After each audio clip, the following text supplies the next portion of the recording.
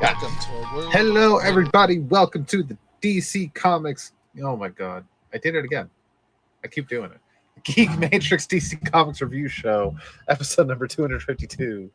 I don't know why I keep getting that backwards. I guess it's not a week if I don't flub up a line. I don't think it matters. Fair enough. All right, my name is Rob. Joining me as Rob. always are my wonderful co-hosts Josh I'm Josh. and Brandon. Brandon. Brandon. Oh, there he is. Hey. Can you hear us? Yeah.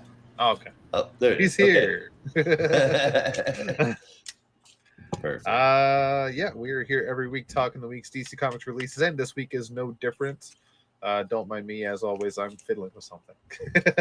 Yeah, we have not too many books this week. In fact, we have 3. We have Birds of Prey number 23, Secret 6 number 5, and JSA number 9. With our honorable mentions going to Batgirl number 9, Resurrection Man, Quantum Karma number 4, Batman 89 Echoes number 6, finally out, Justice League versus Godzilla versus Kong 2, number 2, and Gotham City Sirens Unfit for Orbit number 1, which I believe is like a sequel to the last Gotham City Sirens miniseries. Whoa. I think. Whoa. My dear friend. Well, You have clearly forgotten an issue that came out, and honorable or not, it's definitely worth mentioning. Yeah, no, I forgot to put it on the list. I don't even know if it came out in comic shops. It absolutely had to. Perhaps. It's only, Who knows? I got it digitally, but regardless, it still came out. It Aquaman, is... Air Jaws allies. Yeah. You know, like Air Bud, but it's Great Whites. It with Aquaman is corporate synergy at its finest. Teaming up this week, Discovery and Shark Week with Aquaman and Jaws. It's all Warner Brothers. I can't figure out how the hell this works. Yeah, so that came out number 1, which insinuates there might be more. I don't know. But it was a funny little surprise we discovered last night that came out this week. That was not listed on League of Comic Geeks from what I can remember. So who knows? At least I didn't see it on League of Comic Geeks. So yeah, that is our honorable mentions this week. Absolute Green Lantern number... Where the hell did it go? Oh, yeah, I'm on the wrong chat. Number 5, I believe it was. Also came out this week. That will be... it was number 4. Deferred till the end of the month when we do our absolute roundup for the month. So be sure to check that out. Yeah, that's about all to talk about. How you guys doing? Beauty. That's beauty. You guys doing all right? Pretty good. Yeah. Not too shabby. Could be worse.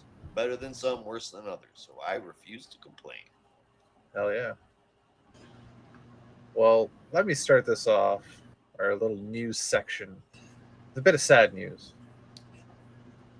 The legendary editor-in-chief of Marvel, Jim Shooter, has passed away at the age of 73 this week.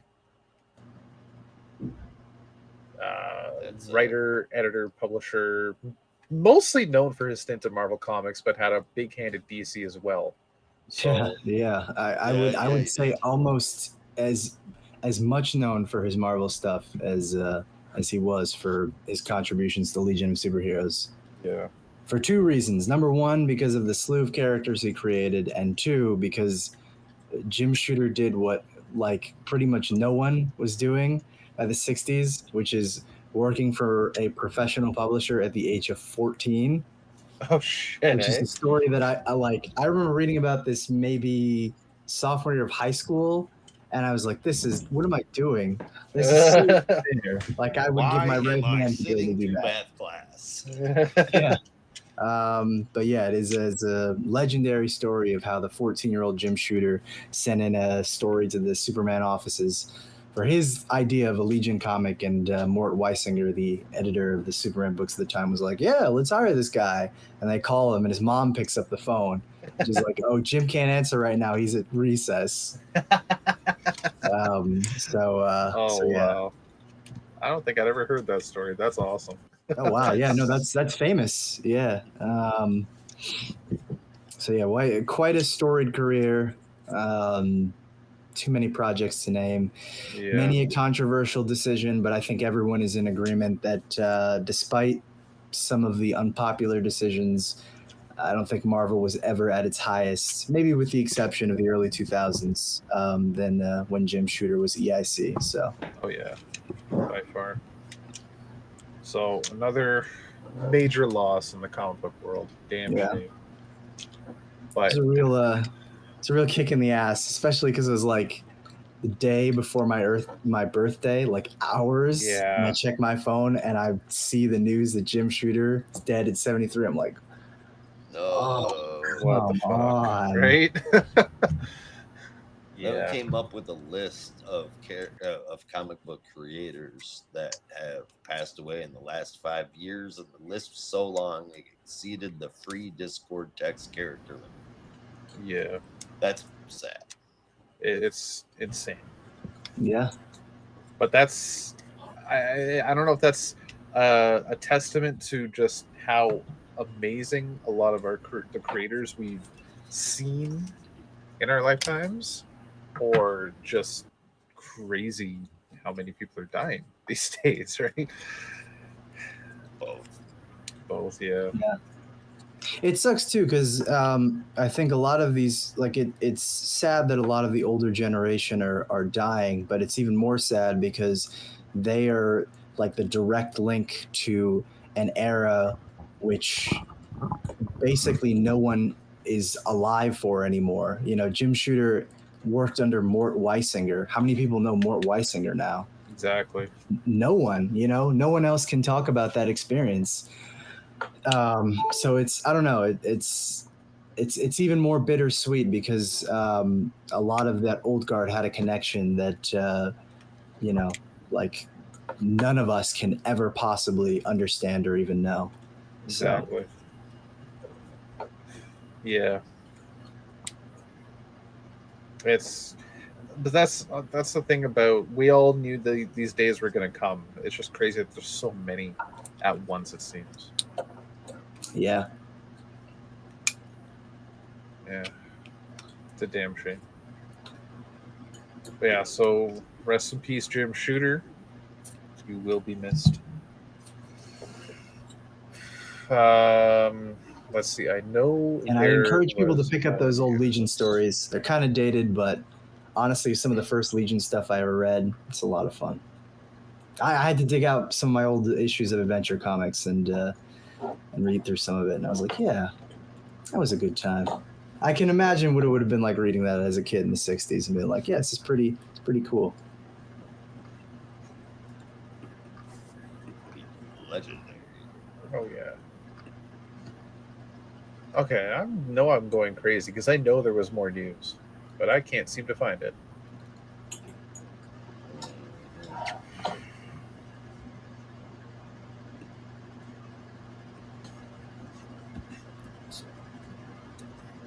I was thinking about it today. I'm thinking, well, it's on Discord. I know it's around, and now I can't fucking find it. What the hell?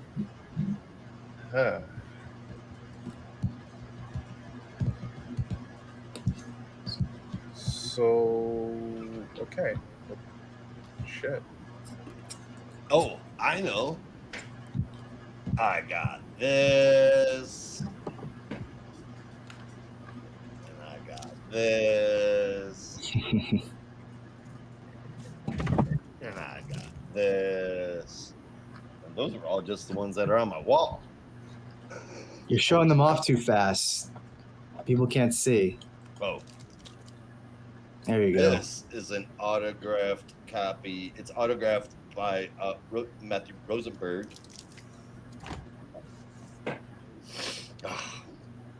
wish this one was autographed because it is like nearly mint condition.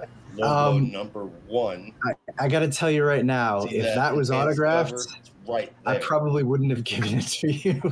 I would have loved to have met Alan Grant. That wouldn't have been possible, but yeah. And then Witches. I'm going to call this number 1 because I fully believe that Volume 2 will happen. He's promised. Don't know when. It's promised many times. He's working on a Jeff Johns timetable. But I have been invited. I'm inducted into the coven. Thank you, Brandon. You're welcome. Long overdue, but I'm glad they finally made it out to you. Some good stuff there. Piles of them, man. I cleared out a whole shelf on my on my thing right I there. said it was somewhere between 30 and 40. I don't actually know if that was accurate. It might have been more. It might have been somewhere in the middle. I didn't really count. It was just kind of a big stack sitting on my dresser. I should count it. I just kind of opened it up and spread it out, and I was like, ah. Yeah, that should keep you happy for the next month or so. Oh, definitely. But definitely, if there's one, I would open that logo. I'm like, oh my god, this thing has never been opened before. I will say, if I can give one request, I would like for you to reread Green Arrow, The Longbow Hunters, because that's like one of my favorite stories. And I would love to get your thoughts about it. Longbow Hunters, the Hawk World trades. He got me some good shit. Hell yeah. Rob, don't feel left out. Yours will be coming very soon. I very much waiting for appreciate this Rob No Venditti rush. signing next week, and No then rush. it'll be your turn. I still can't believe you're getting Rubber Venditti. Oh, I know, right? Like, Well, if I'd been smarter, I would have done that last fall because he was at New York Comic Con too. But I didn't even know he was going to be there, so I just kind of grabbed whatever they had. It's just a bunch of random bad idea ash cans. But yeah, this I can plan for a little bit more.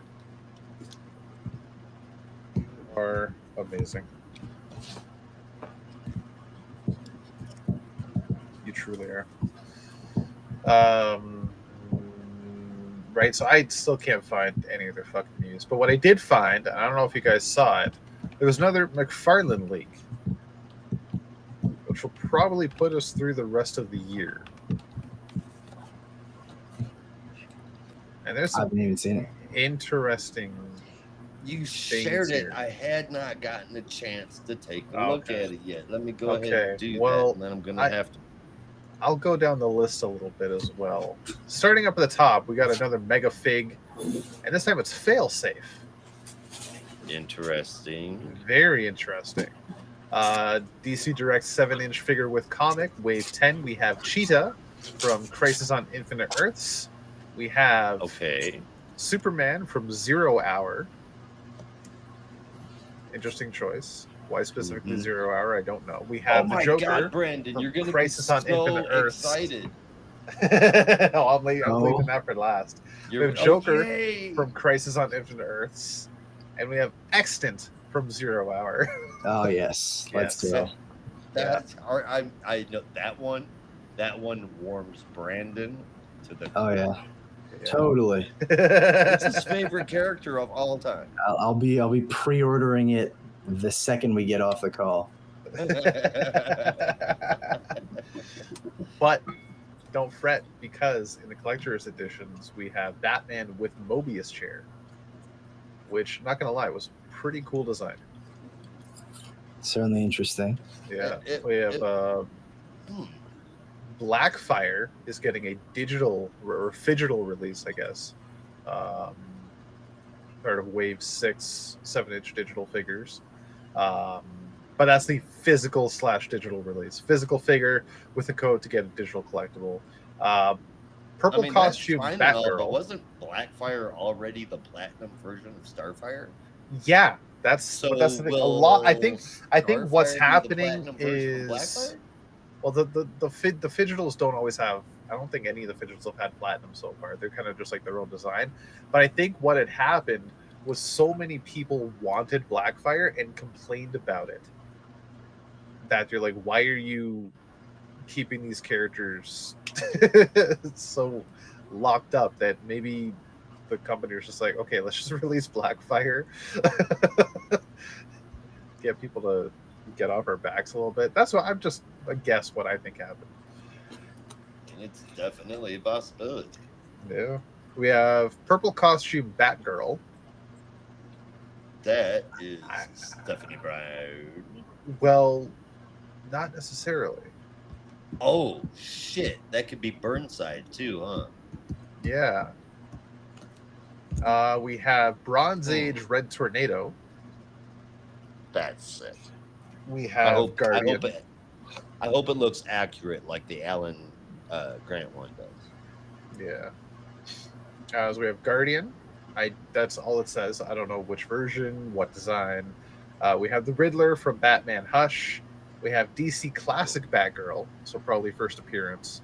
I'm getting that Riddler. Yeah. Wow. We have Dark Flash from the Dark Multiverse. I don't remember what that one is. We have DC Classic Scarecrow. We have Batman from Batman Inc. But it also has some, I want to say, Japanese characters next to it. So I don't know if it's Japanese Batman. Maybe. Might be, yeah. Black Mask as Batman. Batman Earth 2 from Earth 2 Society. So I'm thinking that's probably the Dick Grayson Batman from Earth 2. We have Pink Batman and Rainbow Batman. We have Flashpoint Batman, black and white with accent. We have Rebirth #1 Batman. So many fucking Batmans. We have another Bane Mega Fig. We have Atom Smasher and Spectre 2-pack. We have Batcycle with Batman from the Flash movie. We have the 1966 Batmobile, Batman Returns Wave, Peacemaker Season 2, and Green Lantern from Emerald Twilight. And a cover recreation. Cover recreations. So that should be rather interesting.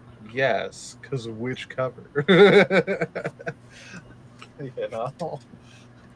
What an interesting pair up for a Mega Fig 2-pack, Atom Smasher and Spectre. Why don't they ever put together two that go together? Two that make fucking sense. But Yeah. anyway. Batman Madhouse. I am having a hard time even thinking of that story. I just am completely blanking on it. I don't know what it is. Obviously, it's a story where Black Mask dressed up as Batman. Brandon, are you aware of this? No clue. So weird. All right, well, Black Mask as Batman. Let's type that in there.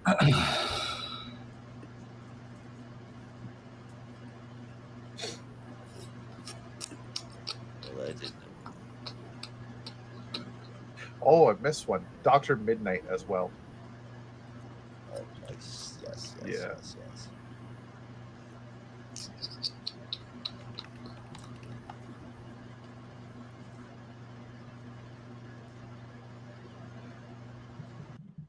So a lot of cool things to look forward to. Definitely. I wanted to show off a couple things as well. Well, this is before you do, I do want to shout out a book. Go for it. A book! Hopefully hasn't gone under the radar, but speaking of failsafe, created by Chip Zdarsky, Captain America #1 came out this week, also from Chip Zdarsky, art by Valerio Schiti and Frank Martin, and it is pretty interesting. It definitely reminds me a lot of his Daredevil run. I think it's going to be a little bit of a slow burn, but I'm interested. It's feels like the appropriate character study for Steve Rogers, which will be nice. Hopefully a little bit better than the Straczynski run, which was kind of a letdown. But yeah, first issue came out. It's pretty solid, so definitely go check that one out. Hell yeah. Yeah, I've been waiting for that once I found out he was writing it. Yeah. Not a big Captain America fan, but I'll check it out for Chip Zdarsky. Right? Could be interesting. Yeah, I think you'll dig it. Yeah. Could be interesting. Before I do my show and tell, I wanted to ask your opinions. Josh, could you bring up the Emerald Twilight covers, please? No. Okay. Let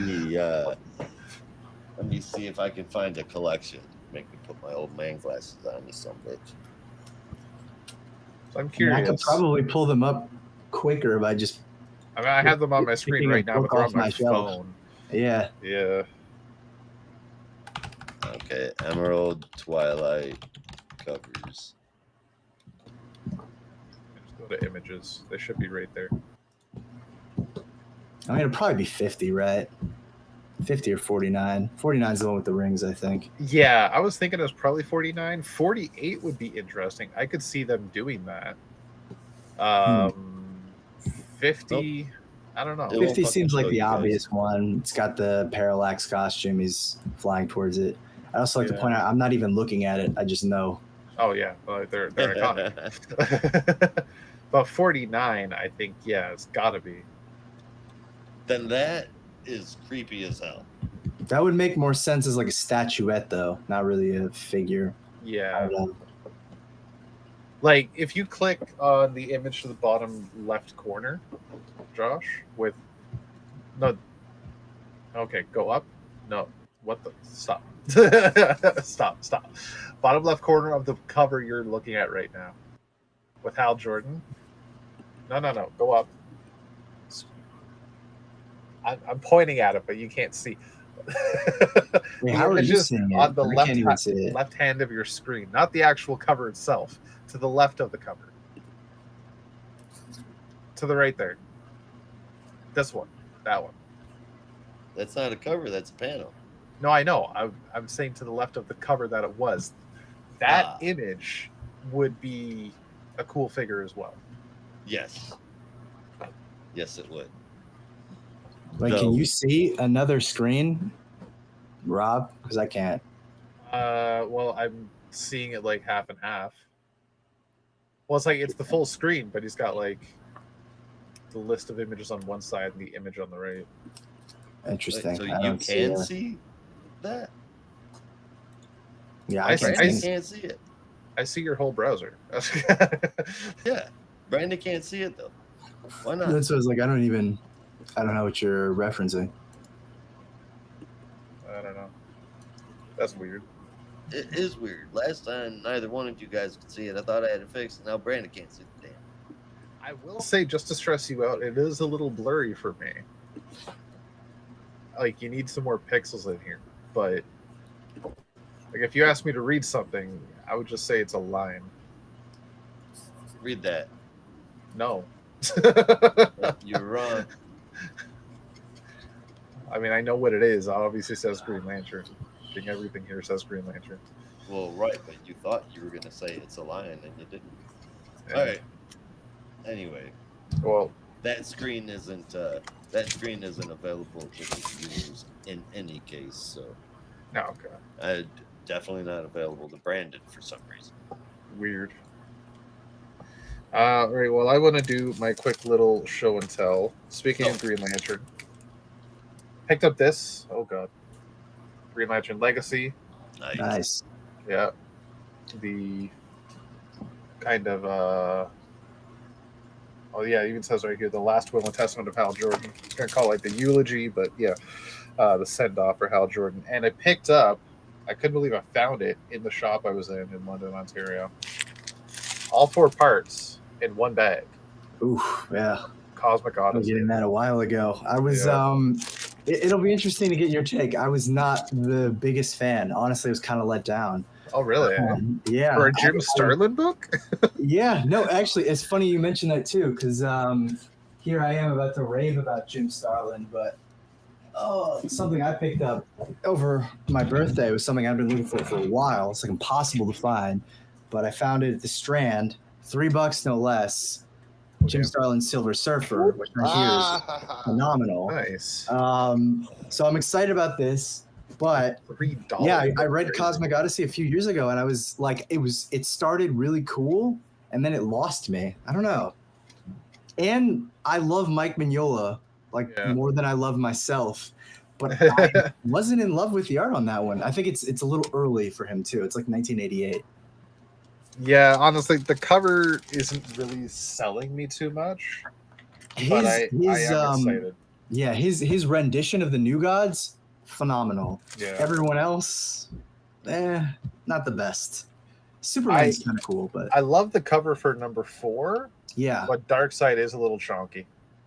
I actually don't mind because I think he really he brought an energy that is similar to Kirby, but it's not a blatant knockoff like some artists will do. Yeah. But like his Light Ray and Orion, you'll see those look, in my opinion, great. Orion on this cover and Light Ray on the other cover actually do look well. I mean, like I said, the cover for number 1 not selling me. The planets look spectacular. The actual the background is amazing. Oh yeah, but the actual character is just I don't know. Yeah, not the best. But anyway, I don't say that to ruin your good time. I do hope you enjoy it. I do hope I will.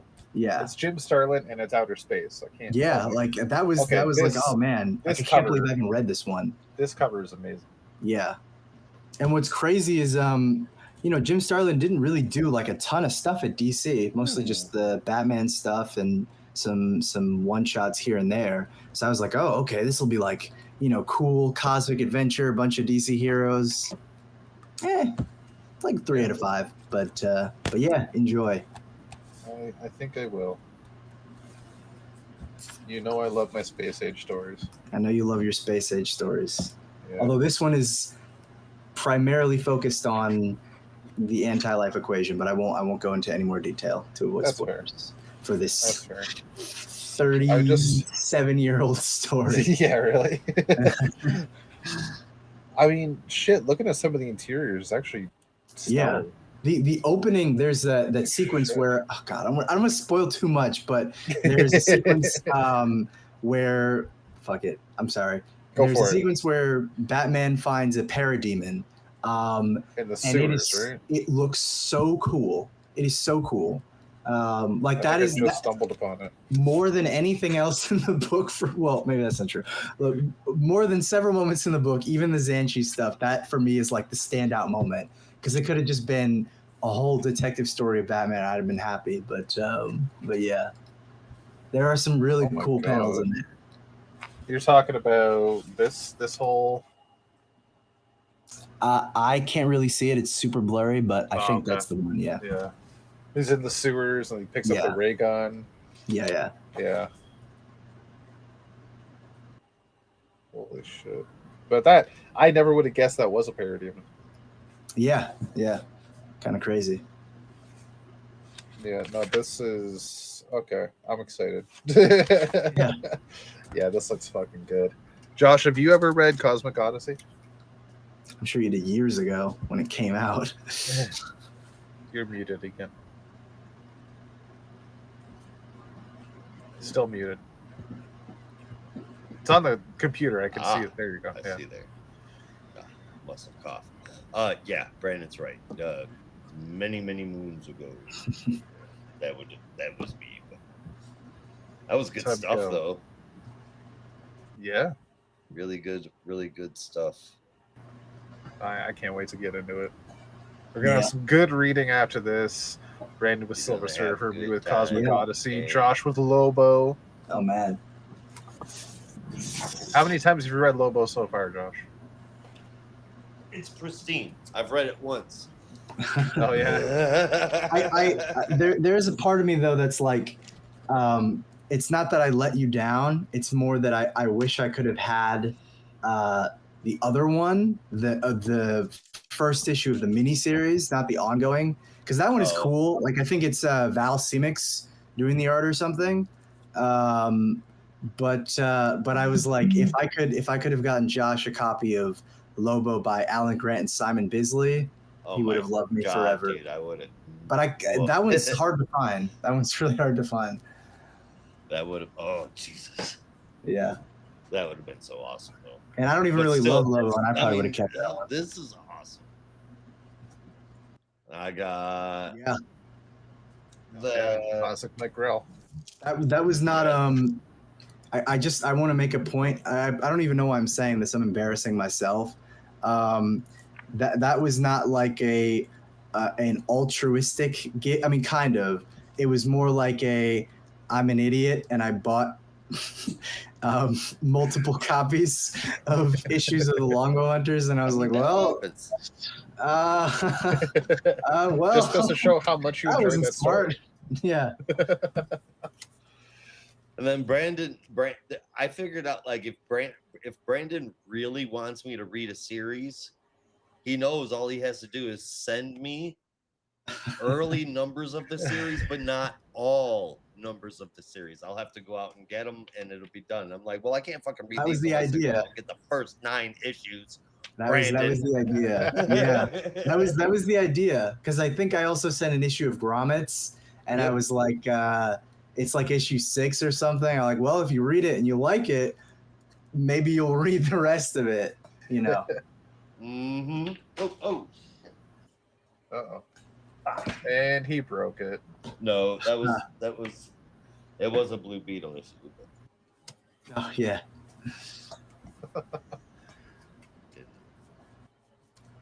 I got a Cosmic Boy. I've never even held an issue of Cosmic Boy in my hand before. I didn't even know we had a solo wish I series. had found the rest of the 4-issue miniseries, but I'll have to find that some other time. They're pretty abundant. This isn't going to become a challenge for me now. And I fucking remember this book. Yeah. Now Like, that one I was yeah. really happy to like. I don't even really know if you're a Captain America fan, but I was like, well, I mean, I used doesn't to love be, that? and then like I just kind of drifted away from him. At the same time, I drifted away from the majority That's of the fair. Avengers. Yeah, that's but fair.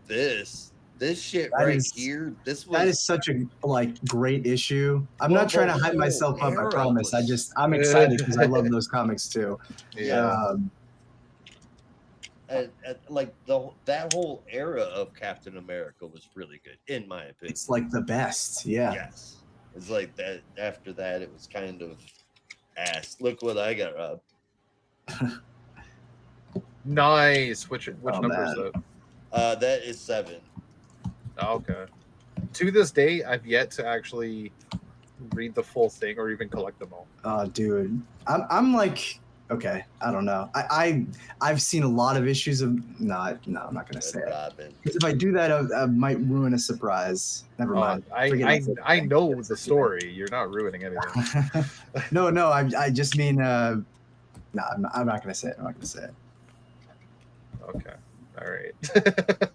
I'll say this about Green Lantern Mosaic. The last time, and I honestly keep forgetting to look for issues every time I go to a comic shop, but the last time I did go to a shop in a neighboring town, and this was like when lockdown of COVID was like starting to lighten up a little bit. Mm. Went out for my birthday and went comic shop hopping, and went to one that was still just doing like front door service. Like, you weren't allowed in the shop, just like tell me if you're looking for something. Mm. And I said, I'm looking for Green Lantern Mosaic, and the guy stopped and looked at me like, you know who the writer is, right? Like, yeah, I know. I know. Man, you're just cursed, dude. Green Lantern Mosaic, and were you the one who also was reading Rurouni Kenshin? I was watching it. What happened? Okay. Oh. I don't know this. Oh, Josh, do maybe you I know shouldn't this? say. I don't want to ruin it for you. No. I love Rurouni Kenshin. I don't think you can ruin Okay. it for me. Well, yeah, it's less to do with the show, more to do with the manga. But it's funny. People were just talking about this today. Don't ruin it. Yeah, for 'em. You can't ruin it for me. the I'm a Green manga Lantern fan. behind You Rurouni can't ruin it for Kenshin. me. I think his name is Nobuhiro Watsuki. Was found a couple of years ago now with like a truly shocking, like disturbing. I mean, any amount is disturbing, but like think about how disturbing it has to be for even the police to be disturbed. But was found with like a truly disturbing amount of child pornography, and there was like a whole case, and he was convicted, and it's a whole scandal now because like the publisher Shueisha still wants to celebrate it because the series is popular. Like, Oh yeah, it's a great fucking book. yeah, but there are a lot of people who are like, should we be doing that? So I don't know. It's become kind of a whole scandal of which creators support him and which ones don't. We're not going to get into it, but anyway, please don't let that ruin the series for you. I mean, that's fair. That was a great fucking book. Secret Warriors. I wish I could find the first 3 trades. Did you just Did you just randomly send this issue? I think that was just one I'd pulled from my collection. All right, because this is the first issue out of Coonan and Conrad's run that I actually enjoyed. Oh, I don't know if you remember that, but it was a thing for because it took 19 issues for me to get into it. Yeah, that Secret Warriors, the Secret Warriors issue though, that's deliberate because that is a kind of standalone issue, and if you read that and you like it, you will absolutely want to read the rest of the series. 100%. Which, without giving it away, could you refresh my memory what that issue is about? It is with Nick Fury's son, Mikkel, and he basically puts together his own like Secret Warriors team. Okay, right on. I won't say anything else because I want to spoil the surprise, but yeah. That one is almost like a prelude issue, even though it's like issue 26 or something. I've never read Grimjack before, but you've given me enough to where, like, if I read this and I like it, I'm fucked, aren't I? That's more just me trying to get someone else besides me to read Grimjack, because no one else reads the first comics books, and it kills me inside, except for Rob's dad. Rest in peace. He read all sorts. I feel the same way about AWA books in Dalton. I read those wherever too. That might be. Yeah. Where the comic book shops around here, like, they carry the AWA shit on Free Comic Book Day. Yeah. But like on any given week showing up, there's no guarantee that month you're gonna see AWA titles in the LCS. You gotta go to like a bigger store for that, unfortunately. Because like even in college, like I was trying to keep up with Straczynski was doing a couple of books at AWA, and I was trying to get like my LCS guy on. I was like, I want to read this stuff, and he's like, you're the only one who reads it, so there's no point in pre-ordering it just for one copy. So yeah, you either just gotta wait for the trade or find a store that carries them, which is a Herculean task. Makes you wonder how those companies even exist. Yeah, I don't know. I really don't. AWA is a particularly interesting one because I don't know that it ever did particularly well. Like it had a lot of big names attached to it, but you never really saw it breaking any numbers on pre-orders or anything like that. So and it's not. They don't really release a lot of titles, period. But the few titles that I have picked up from AWA have been exceptional. Yeah. Well, which ones did you read? I'm curious. Oh, you're gonna fucking. You gotta dig it up. You gotta know. Well, I mean, I forgot today was Thursday. Today's not the day to ask me. Fair enough. Memory shit, but hold on. AWA Studios titles. Rob, I don't know if you've read any of these books, but it's like a whole catalog of stuff. There's definitely some interesting books to check out. It's like Hotel. It's got like the spirit of a lot of the superhero stuff, but it's obviously still creator owned. So Hotel, Grendel, Kentucky. Yeah. I've read some American Ronin. Yeah, Peter Milligan. Fight Girls and Not All Robots. I'm gonna read whatever Mark Russell writes. Naturally. I fucking loved Not All Robots. I thought it was great. Yeah, that was that was when I was like, I'll read it, but I have to Just suffer amazing. through it because it's our good friend Mike Diodato Jr. doing the art on that one. Yeah. Not all robots was an interesting premise. Mm. Red Zone and Sins of the Salton Sea are the two that I Yes. haven't Oh, man. started yet, Yeah. but want to desperately. I just found out that Mark Russell's got another one called Rumpus Room. I did not know that was Mark Russell. I heard of Rumpus Room. I had not heard of Mark Russell doing it. And then The Madness. The Madness was the That's last thing that I read. Yeah. Yeah, The Madness was really good, and that one was frustrating because we were Red getting Light. those. We were getting those. I read Red Light too. Oh yeah. We were getting those advanced copies, and I was reading it. I was like, I really want to pick this book up, but nowhere was ordering the single issues, so that kind of sucked. But Sins of the Salton Sea is great. Yeah, that's I can't remember if that's part 1 or part 2, but that's a really great Dr. Midnight 2-parter. This is part 1. Yeah. Okay. Thank God. Yes. So I didn't leave you hanging. I don't know this story. I wanted to ask. I mean, everybody knows this one. Yeah. Matter of fact. Yeah. That was the one I think I was talking about last week, the Bloodstone incident, which is really good.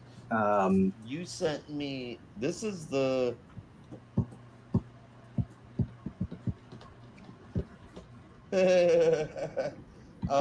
Last time you sent me books, you sent me the 2 issues around this.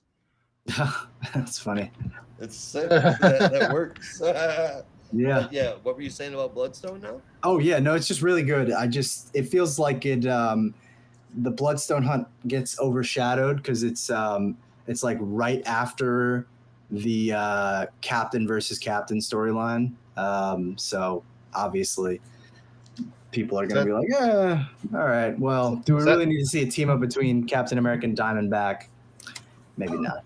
Is that anything to do with Ulysses and Elsa Bloodstone? I don't think so. Oh, interesting. I don't think so. Yeah.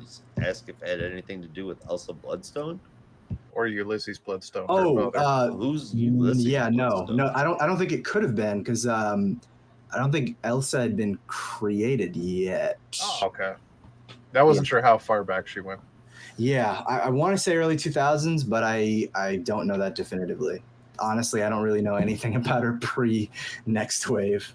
Yeah. I know she came around a couple times. I think she might have debuted in Blade comics at one point. Bro, I don't know. The Marvel monsters and horror is not my forte. That's you need Josh for that one.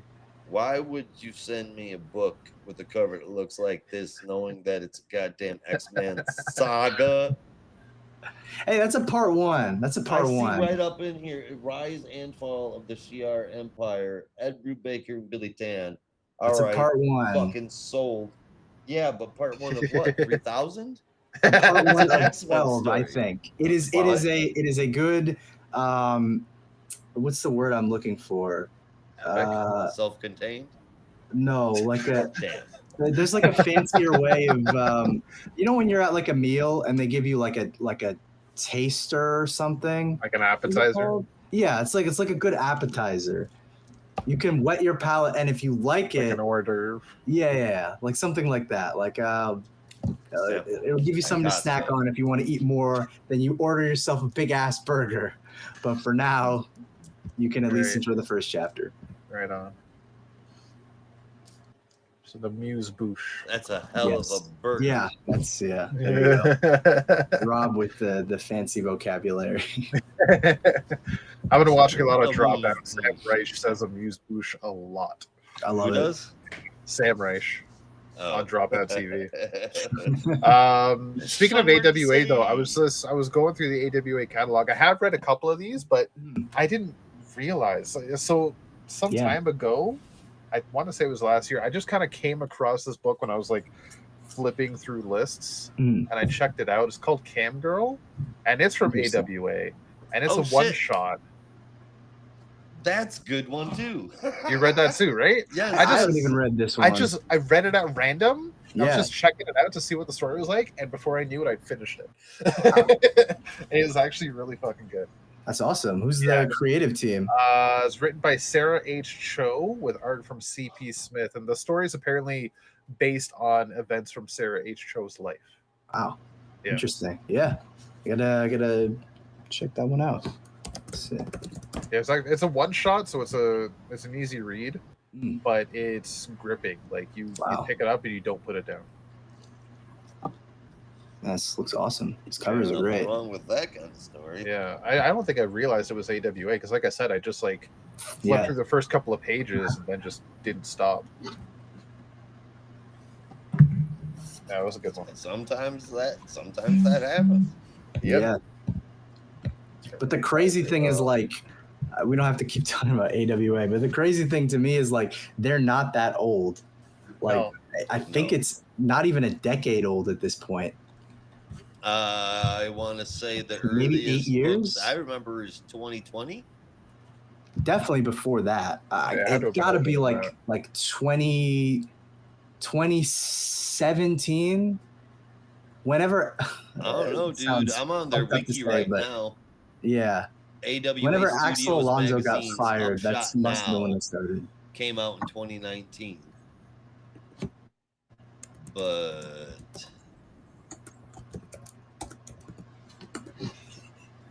wiki could definitely be wrong on this. Yeah, AWA founded in November 2018. 2018, yeah. Wow, yeah. I was thinking 2017, but I was wrong. 2018, but I mean, Yeah. okay, so maybe they didn't put anything out until 2019. It's possible. Because I swear that first that That first makes sense. They get founded in 18, they put out Upshot Now in 19, and then they start pushing shit out the next year. Yeah. Upshot was like their DC Connect. Wow. This is how I know COVID has fucked up my sense of time, because I could have sworn that the Resistance came out in 2019. Like, I remember that, but Nope. I'm looking on Wikipedia and it says March 18th, 2020. Yeah.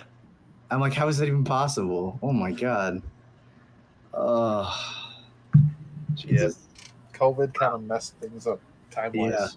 Yeah. Well, Josh, you had a better recollection than I did. I thought this stuff was older than it was. Oh no! I didn't have a better recollection. I'm looking. The Wikipedia has been sitting up here on my screen, man. Fair enough. So I was like, well, conclusion date. Let's take a look here. Start date 2020. That's the earliest one.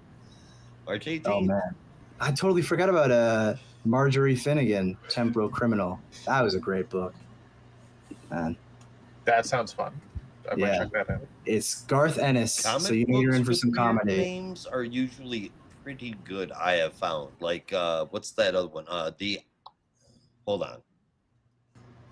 I mean, perfect the Oddly example. Pedestrian Life of Christopher Christopher Chaos. Chaos. Yeah. That's just a great name. It is. Assorted crisis events. Yeah. Right? Yeah. I feel like Stellar. I don't want to go on another tangent. It's what we do feels like, best. that feels like such an under talked about selling point. Green Lantern Dark. What's up? I said that's what the guy said writing Green Lantern Dark. Oh my God. There you go. No, I was just gonna say I feel like that's such an underrated selling point, like how good a title is. Yeah. A title and a cover. I feel like those are the two strong selling points. I mean, legitimately, for Assorted Crisis Events, all it took to get me to read it was the title. Yeah, there you go. Yeah. There's your pull quote for the trade. Yeah. That's I saw the title and I picked it up. Boom. Yeah. It's like, is this but this isn't DC. What does this have to do with I'm just curious. Yeah. I recognize the writer's name. Is it possible? And I checked it out and I fell in love. And it's a depressing mindfuck every month. Yeah. Literally like one of my favorite series of all time, Transmetropolitan. only reason I read that was just because I liked saying the name. It That's it. It was like I just saw it. I was like, oh, that sounds really cool. is a fun thing to say. Yeah. Side note, it is a good series. Yeah. Yeah. Coincidence? I think not. No, Brandon Anyway, was the tangent over. reason I picked that one up. Like, that was a while ago. Yeah. Yeah, I remember seeing that like in comic shops all the time. I was like, Transmetropolitan. That sounds weird, but cool. I must read.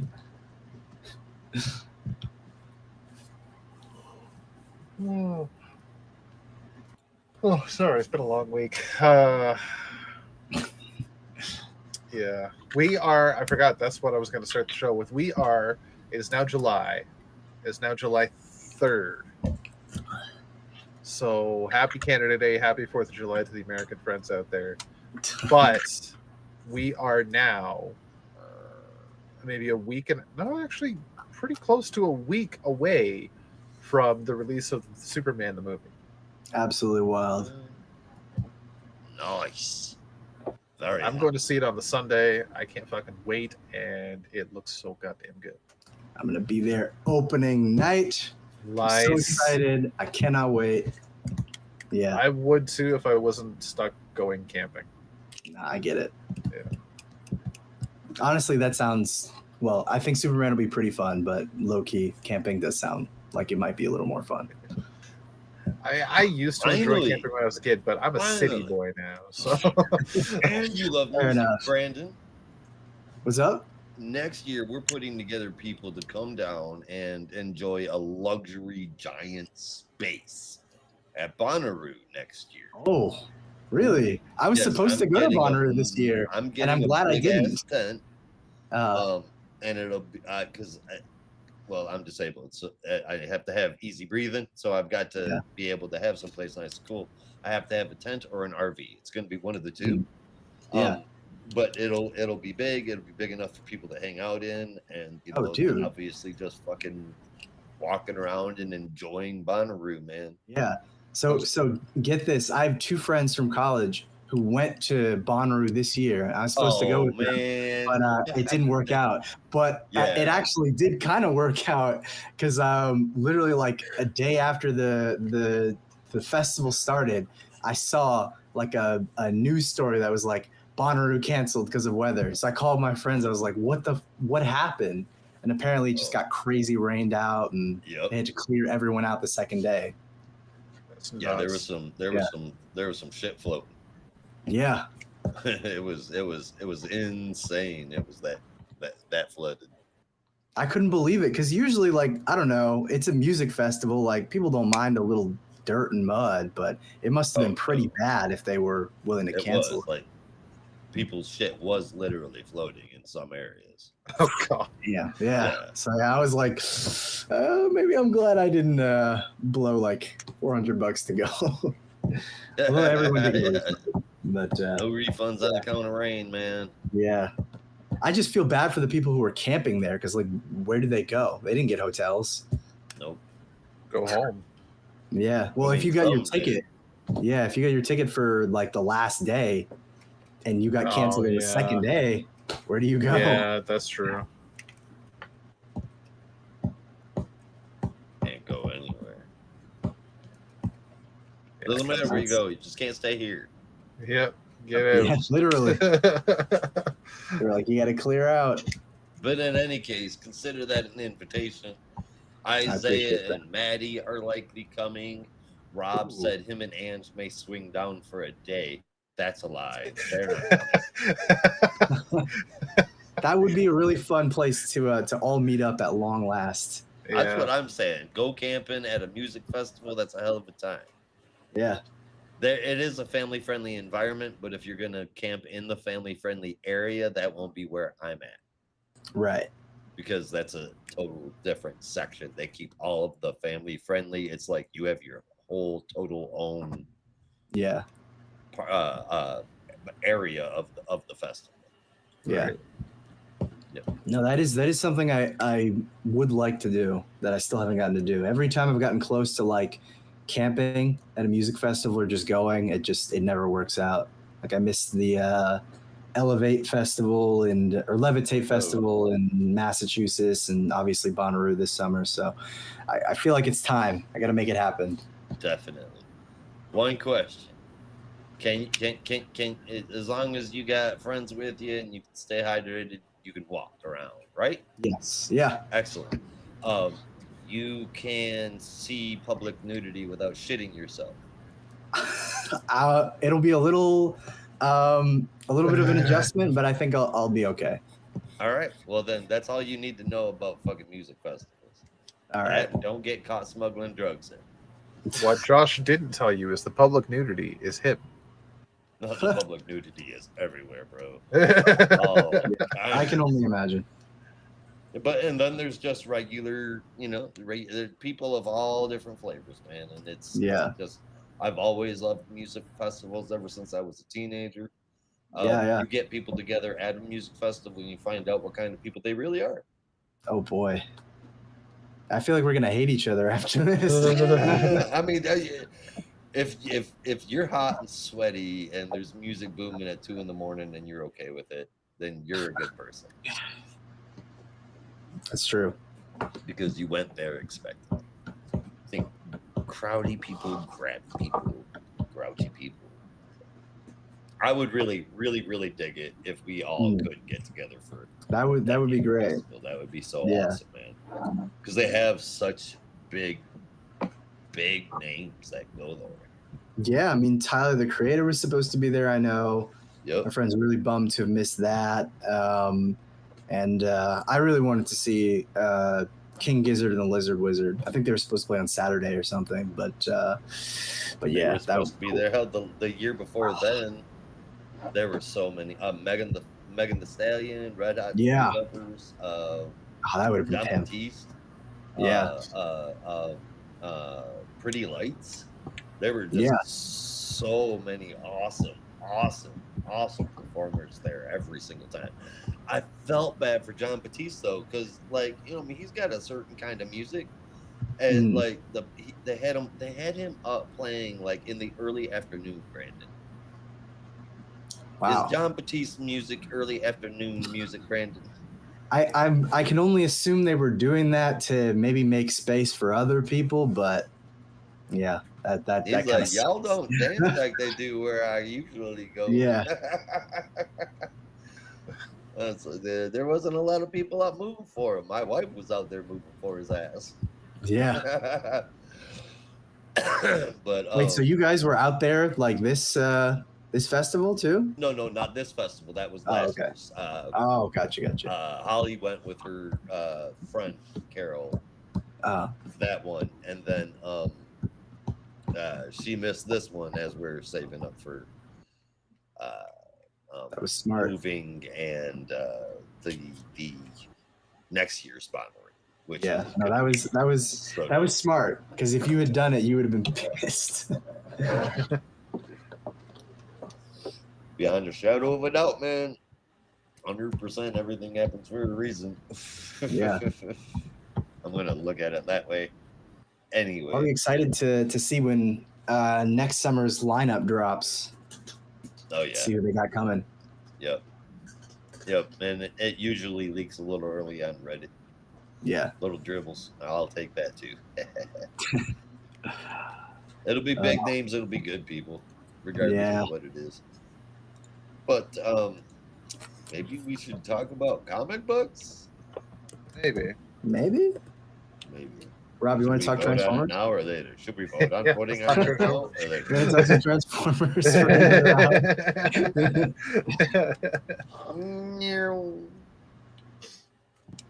I could, I fucking could. Now we should get into our books before we start losing listeners. First off, let's get into Birds of Prey. Josh, are you prepared? Am I prepared? I think I am. I'm not sure where the hell Birds of Prey go? There she is. Birds of Prey. Oh, right. Written by Kelly Thompson, pencils by Sam Basri, inks Vicente Cifuentes. Colors, Hi-Fi, letters, Clayton Cowles. I know it's Coles, but whatever. And a cover by Annie Wu. So we pick up exactly where we left off last issue with Canary, Cass, and Sin looking on the recently exploded and currently burning watchtower where Barbara Gordon was literally just sitting inside of. Going against their nature, the birds follow Bab's instructions on what to do in this very situation. Split, radio silence, regroup in 3 hours at their predetermined safe place. Cass went to a ramen joint, Sin went to an arcade joint, and Dinah went to a beer joint. After the 3 hours are up, they meet, smoke a joint, and head to the safe spot where they find Babs and Scylla. I'm just going to assume they did. They're cool. Who is how Babs escaped? She escaped her own explosion data safety protocols. Or the Oracle system was going to be, or had begun to be, oh man, I just lost my spot. Infiltrated, and that's what the rules say to do. And now they go after the bad guys. Two of them, which are Scylla's parents, don't forget, Velvet Tiger and Golden Lion. Damon Prime, the leader of the group, says that they overestimated the birds, and that's when Dinah radios Scylla, "You're clear," and then the entire birds team appears. Onyx, Scandal, Harley, Vixen, John Constantine even, along with Scylla and her cat Poe, who just right now happens to be a giant dragon. Dinah so Constantine is a bird of prey now. Absolutely. Why not? Yeah. Hey, if Ted Cord could be a bird of prey, why not Constantine? Well, I think Ted is a little more reliable than old Johnny. Yeah, but I guess Zatanna said no. So Dinah asked Damon Prime if he planned on the entire Birds team, and I'm going to tell you that no one can plan for the entire Birds team, even without Barda. I absolutely love the art in this issue. Hi-Fi is always on point with its colors. Wish they were around more, and the story just never fails to keep me pulled in and needing more. It's great stuff, man. Birds of Prey, 8.5 out of 10 for me. That was a very solid issue. Kept me at the edge of my seat. They finally named Ink. Right. So Finally. without a shadow of a doubt, we know for a fact it is Ink. Though it was pretty obvious to begin with for those that know Batman Beyond. But I'm just happy to see the name, and things are coming to a head. And I forgot that Scylla's parents were what's her name and what's his face? Velvet Tiger and Lion. Yeah, dude. Yeah. So that's Dinah's got her work cut out for her, leading this team to not kill people. Yeah. That's been the problem since day one. Yeah, especially with Barda. Hit nicely, right? Barda. I mean, everybody in there has a problem with murder. Every single one of them, with the exception of Barbara and Dinah. Yep, all of them. They have a problem with murder in a different way. Well, yeah, but they just don't like it. Yeah. Okay. Everybody but Barbara and Dinah have a problem with committing murder. Yeah. So. Basically. Yeah. When you put it like that. Yeah. I mean, it's accurate, but that's what makes them effective. All I've got. Yeah. It's a pretty straightforward issue. But exciting stuff. I'm excited to see what's going to happen next. It's an 8.75 out of 10. Nice, yeah.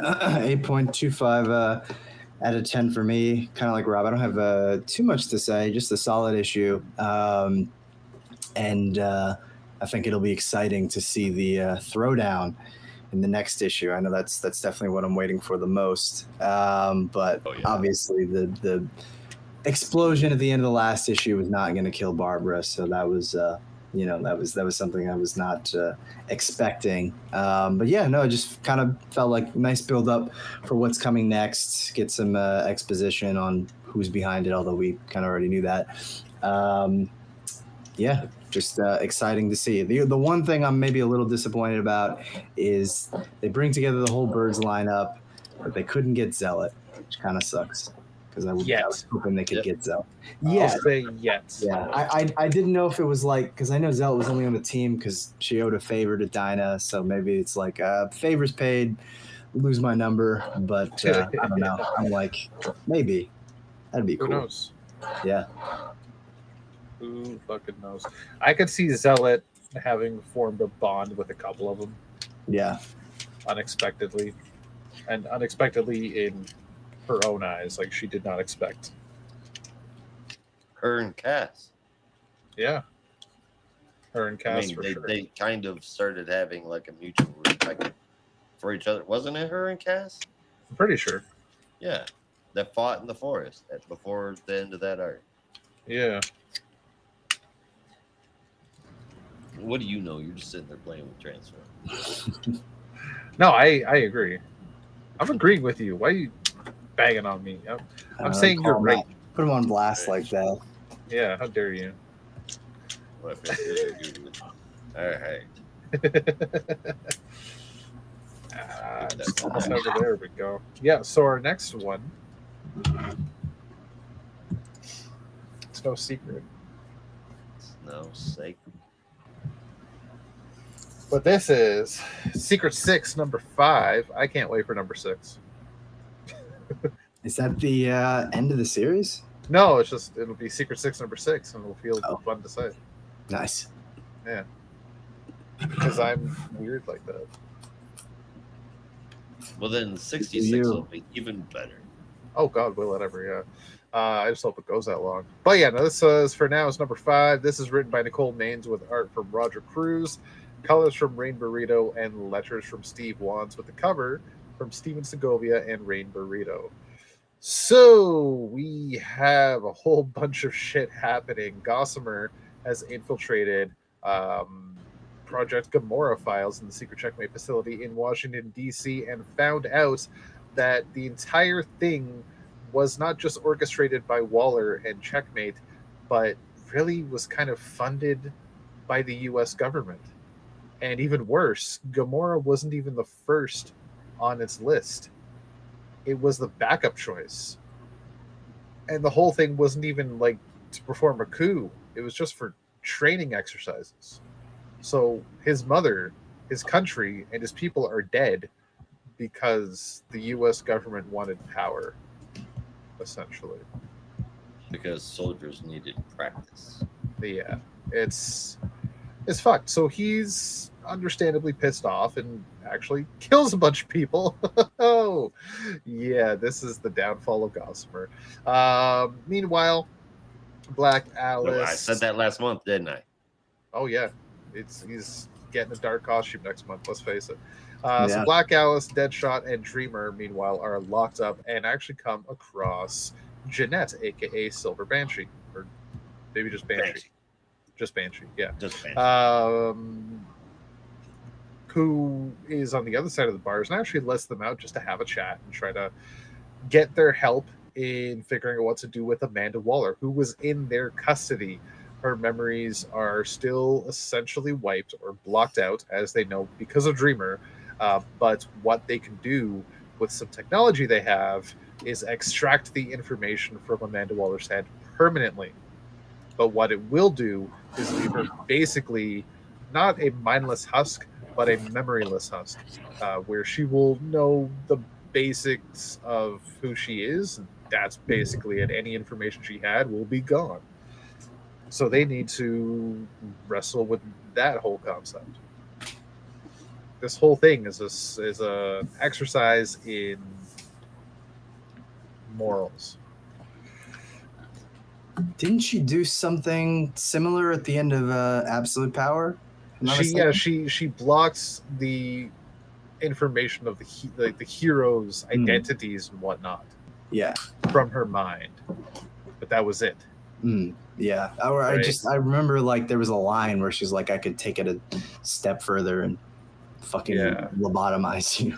Yeah, but she didn't. But Yeah. she definitely teased it. But in this case, Checkmate is saying we could actually do that Yeah. and take everything from her, so she has nothing. So they need to wrestle with themselves about what the hell's going to happen.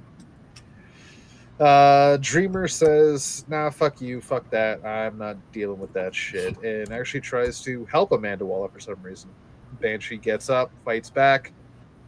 Black Alice decides to use some magic and pull on some Amazonian godlike power to take Banshee on head first, and it is fucking cool.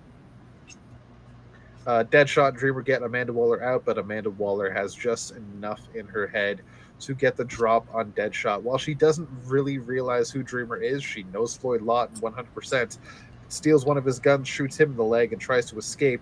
Comes across Gossamer after having murdered a whole bunch of soldiers. And Gossamer grabs the gun out of Waller's hand, points it at her, and this is when Dreamer calms him down, surprisingly, and says, "Look, I want what you both want. We yes, you deserve your revenge, but let's not do it like this. Let's do it the right way." And then they grab the helmet, put it on her head, and turn it on. And that's where our issue ends. So holy shit, Amanda Waller is fucked. Yeah. Yay!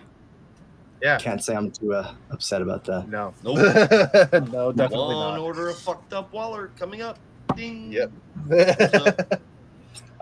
Dreamer, as much as I'm really enjoying this book, in this issue had a lot of back and forth, and I think it just kind of had to do with depending on who she was talking to, because she basically said no about helping Checkmate, but then in the end did what they wanted anyway to help Gossamer. So it felt a little. You may say I'm a dreamer, but I'll still fucking kill someone. Yeah. So it just felt a little back and forth for Dreamer in this issue. Gossamer's just gone way off the deep end. Absolutely no John or Catman in this issue. No. Yeah, which was surprising. But they got a lot of stuff going on. Yeah, got a lot of stuff going on in Checkmate though, so I guess it's okay. Hopefully next issue. But what's going to happen when John makes it back with the rest of the team and finds both Dreamer and Jay just way on the dark side? How's he going to react? His boyfriend and one of his closest friends are just like full on, just lacking humanity. Like that's it's gonna be crazy. It's gonna be fucking crazy. Dang gummy! I'll leave 5 minutes. Come back, y'all turn bad guys. Right? Art is fantastic. This is the deepest I've seen Jay in a long time. I know I was kind of like annoyed about him like being so dark, if you will, but I think it's mostly about Dreamer, and in this instance, just very justified, very understandable, and I like this side of Jay. It's very cold and reserved and just get shit done. We don't have to stand around and complain about it. Just let's fucking get my revenge. So this is cooler. He's fucking bound to be at this point. Imagine he becomes John's arch nemesis. That'd be crazy. That would be neat. Yeah. Considering how smart and manipulative that Jay can be and has been. Yeah. He's a very smart tactician. Oh man. Jay could literally be John's Lex Luthor. Yeah. The only thing that kind of kills that theory is the fact that his costume is blue and white. For now. But he has purple hair. Right. It's true. So he's halfway there. Yep. Anyway, very good story. If you're not checking this out, you should. It's very fun. 8.75 out of 10 as well. Yeah, this is like my favorite issue, I think. I mean, it's been pretty solid so far, but this was a pretty good one, definitely up in the stakes. So I gave this one an 8.25 out of 10. Yeah, I gave this one an 8.25 out of 10 as well. It was heavy and it was good. Definitely a villain turn coming for Jay. This is just the very beginning of it. Story and art remain solid. If this, some of the faces were a little off, but it wasn't bad. It was a really solid issue. Tear down the wall. 8.25 out of 10. But it's winning too. Mr. Nakamura, tear down this wall. Mr. Nakamura. Yeah, Jay. Oh. I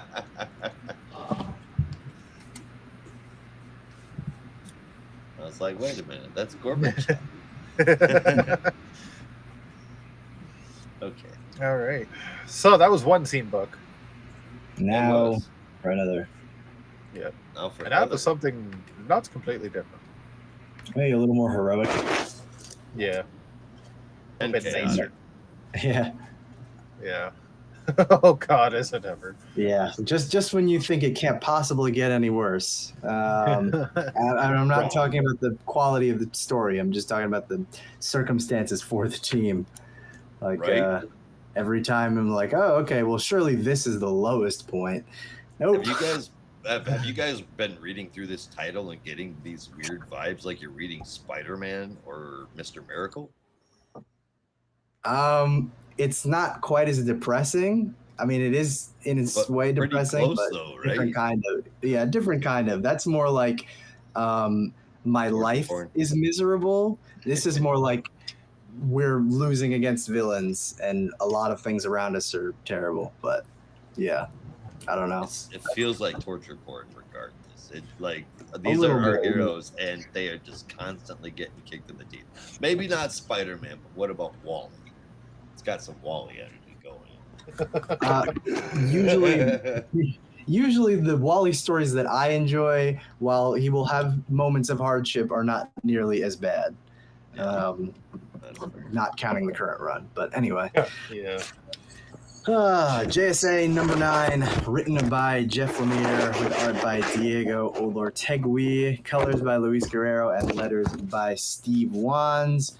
Following the usual story format, we've got a bunch of different characters in a bunch of different places, so I'll do my best to just kind of catch you up on every one of them. But Beth Chapel, aka Dr. Midnight, has escaped from the Injustice Society stronghold and has rescued Obsidian, pulling him through the snow, but quickly realizes that someone is following her.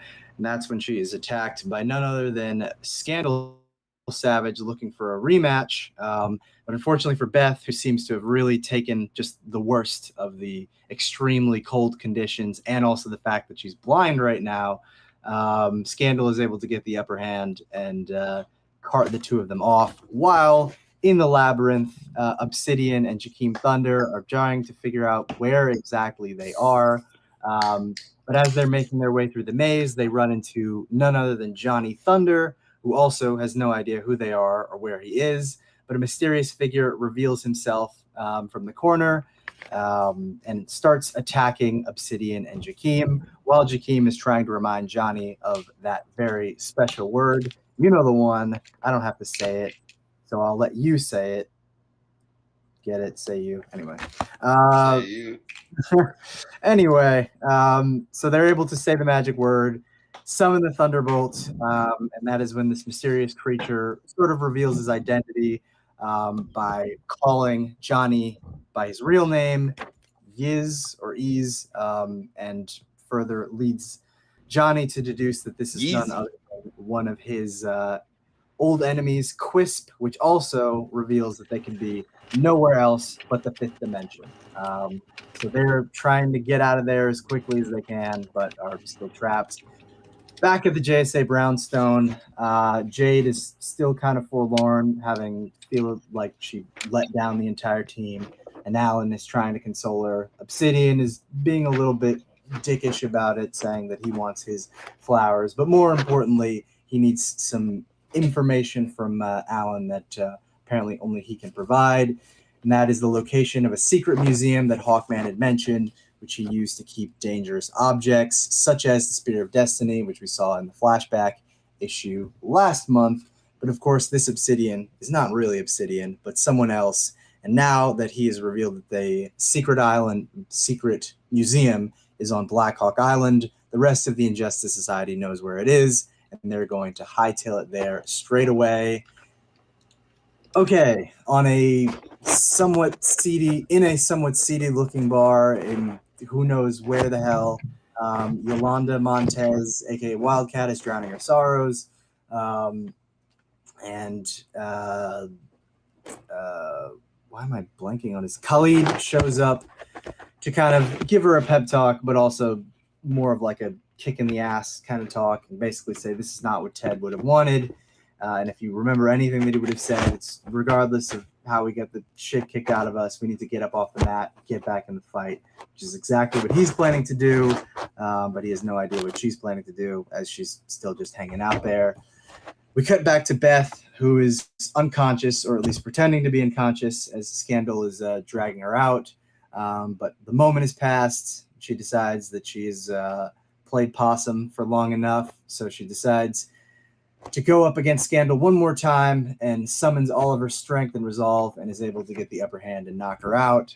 But she is at the end of her rope and is nearly ready to give up, but has one last Hail Mary that she decides to try.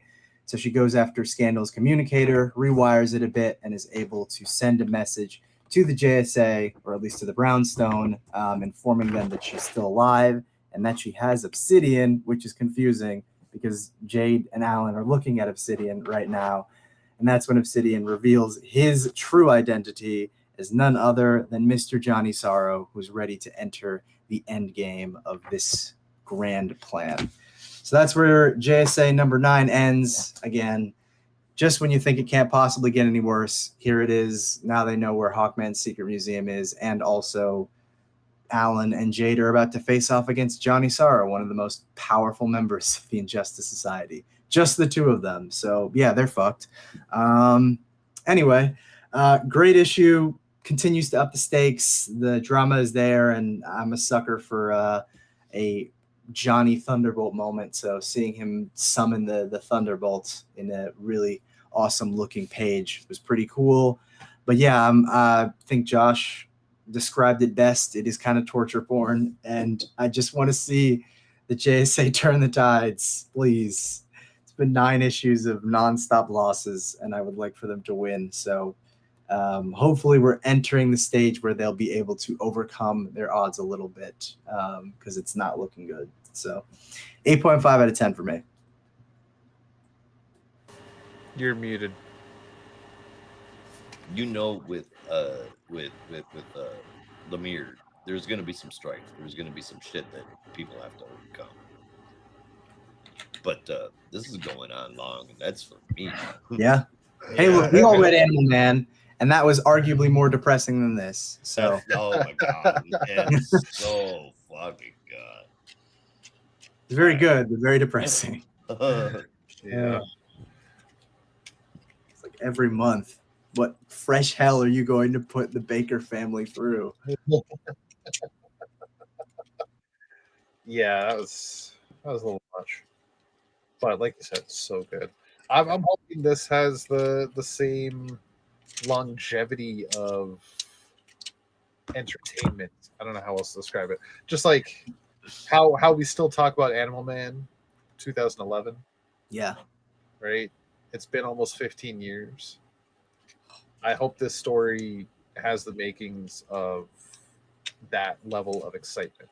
Yeah. Well, Lemire said he was planning on staying on the book until issue 24. Oh, so he's got I think Animal Man was 27 issues, so it'd be about the same length, but hopefully the same quality. And 24 is a pretty solid issue to end a series as well. It is. Well, I wouldn't want this book to just end. Yeah, no. I'm not saying that I would want a JSA book to end. either. No, but like but it if could. Yeah. exactly.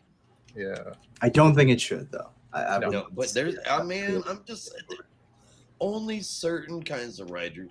Oh man, I don't know where these killer hiccups came from, but only certain kinds of writers should write JSA. I literally already know exactly who they should pick to do JSA if Jeff Lemire, because he said he was staying on till, or he had plans to stay on till 24, not that he would leave at 24. So he may stay on after, we don't know. But I already know exactly who I would want to take over the book if Lemire did leave at 24. Who's that? Who? Jeremy Adams. That's Oh, God. easy. Yes. I already know how much he loves the JSA. Like, it's very clear. So Yeah. that would be a slam dunk. Oh yeah, 100%. Yeah, no, that's Didn't a even. hella good choice. Yeah. Excellent Well, shit, choice. I'm sold. Yeah. I'm fucking sold. Like, he did that Task Force 7 tie-in, and it was basically just the JSA versus the Alan Scott Amazo or whatever it was, and it was great. I was like, this is just the JSA 0 issue. Task Force. Why don't I remember that? It was a while ago. Shit's hit the fan hard. I'm just glad I don't have to clean it. Go read it Yeah. though. I'm so into this, guys. It's, I mean, well, we've been sitting there talking about it. It's just that damn good. 8.5 out of 10. This is a 9 out of 10 from me. We did have that little brief interlude of Ted Cord's death, his funeral. Sad as it is. Oh, not Ted Cord. Sorry. Oh It's my a God. great- Don't do that to Brandon. Right? I was like, oh, not again. Ted Grant. Ted Grant's funeral. Sorry, wrong Ted. There's so many Teds in the DC universe. You ever notice that? Ted Grant, Ted true. Cord, Ted Knight. Too many Teds. Too many Teds. Too many Teds. Theodore Logan. Whoa, Esquire.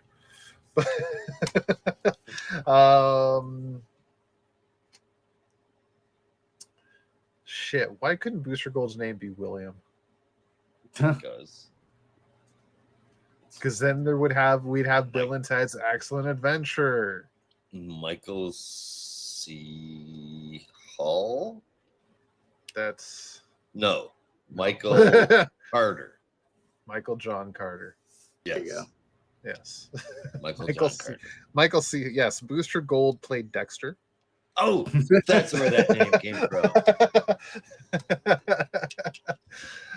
Could be Yeah. entertaining. Could be. Could be. No, it's we've had that little interlude of Ted Grant's funeral, but it's been ongoing.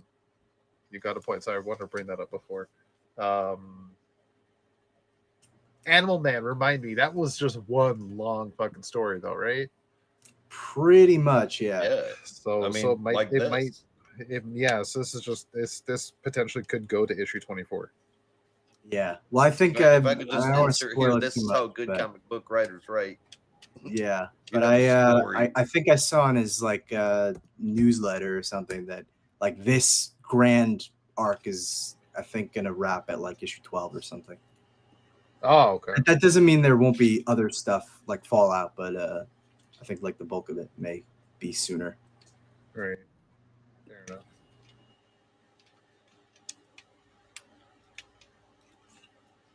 Well I then. gotta read Tales from the Farm, the newsletter. Stay in the know. Oh hell yeah. That's the name of his newsletter? Yeah. Tales from the Farm? Mhm. Yeah, okay. I'll have to check it out. Worth a read, ladies and gentlemen. Worth a read. Yeah. Or Yeah. not if you want to not be as ridiculously online as I am. You don't have to be cool. No. No, you don't. You don't have to be cool. You don't have to be cool. It's a choice.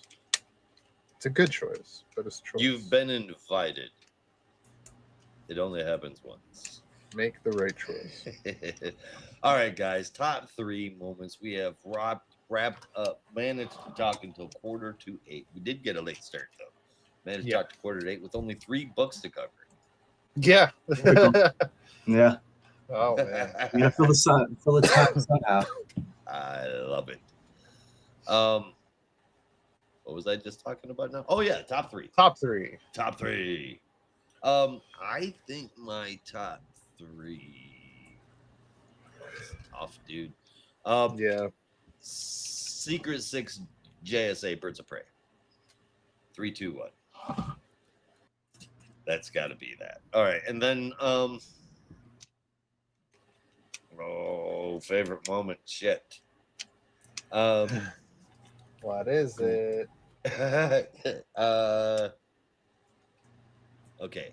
What I want to say is it's the last page of Birds of Prey with nearly the whole team, which it was the whole team though. Right. But what I have to say, if I'm being honest, is when Jeanette to Deadshot when they're all in the cell. Fitting turn of phrase, my handsome shootist, but characteristically premature. That's what I did too. Yeah. That's hilarious. So there you go. That was my smarmy dialogue favorite moment there. How about you guys? For me, I can sell you. I'm gonna have Birds of Prey at number 3, Secret 6 at number 2, and JSA at number 1. With my favorite moments, I have a couple, but I think the one that got me most excited is going to come out of Birds of Prey as well, and it's when they finally name dropped Ink, and they showed her on screen in like quote unquote human form. Like, oh my god, yes, finally. As a DC animated fan, got me happy. Oh, somebody's dropping toys. No, my headphones fell down. Oh no, it's all good. Escape number 1 is coming out, and the voice that killed number 1 is coming out soon. That and Escape is gonna be the greatest fucking book of all time. I cannot express how excited I am to see Daniel Acuna do something in Image.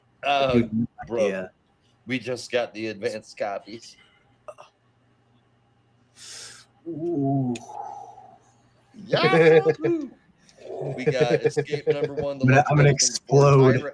Tyrant number 1. The Knives. And the voice said kill number 1. And I'm looking forward to Escape and the voice said kill. Oh man, yeah. So happy. All right, what was your favorite moment? Did you already say it? Me, yes. Did everybody already say it? I have not. Top 3, I think, are the same as yours. Secret 6, 3, Birds of Prey 2, JSA number 1, and my favorite moment, kind of already said it, but the splash page of Johnny and Jakeem saying "Say You." I'm a total sucker for that, and it looked awesome. Yeah, that was cool. It did. And now we have our favorite cover. JSA Secret 6.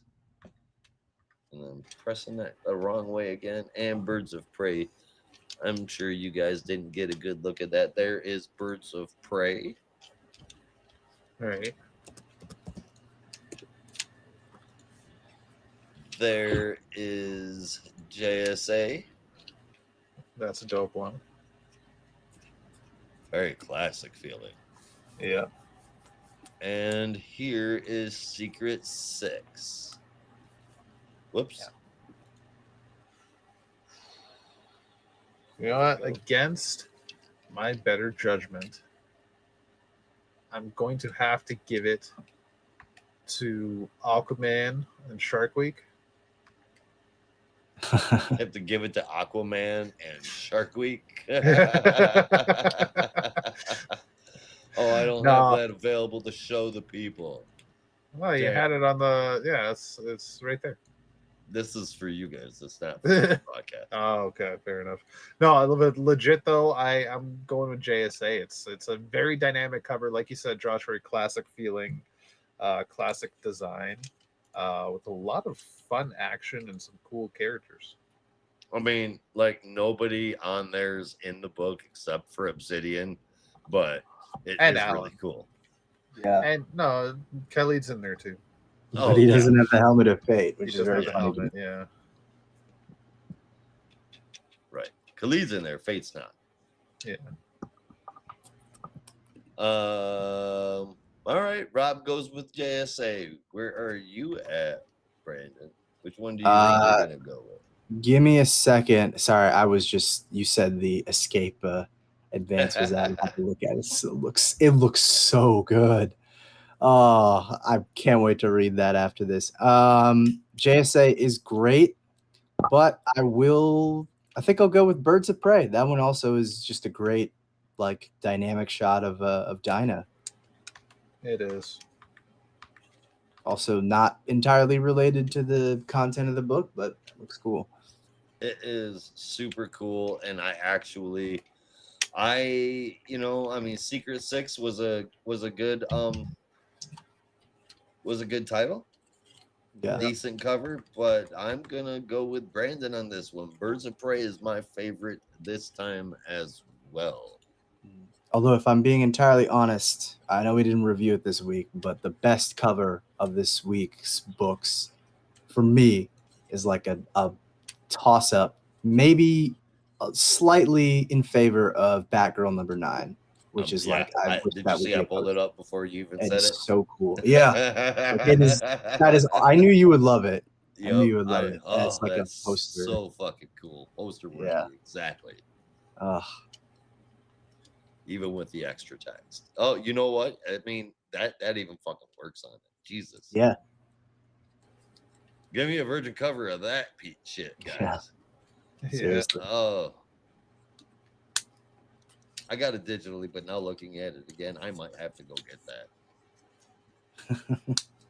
It's worth it, man. Maybe someday you'll run into Tate Brombel or Miyazawa. No, dude, he was at New York Comic Con. He's probably gonna be there again. He's super nice.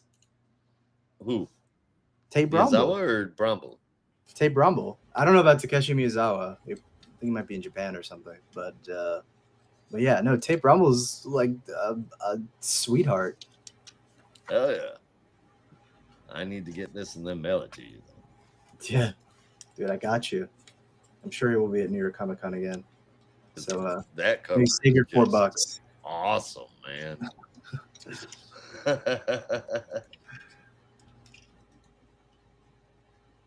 It really is. Well, all right. I guess that is it. Yeah. That is all. So thank you all for watching the show. We'll be back next week, just like always. Same geek time, same geek channel, except it really never is. But it's always on fucking Thursdays. And that's the show. Well, most of the time. We're getting out of here, so you'll have to as well. Be careful out there. And remember, in the Geek Matrix, everybody has a home. In the Geek Matrix, you are not alone.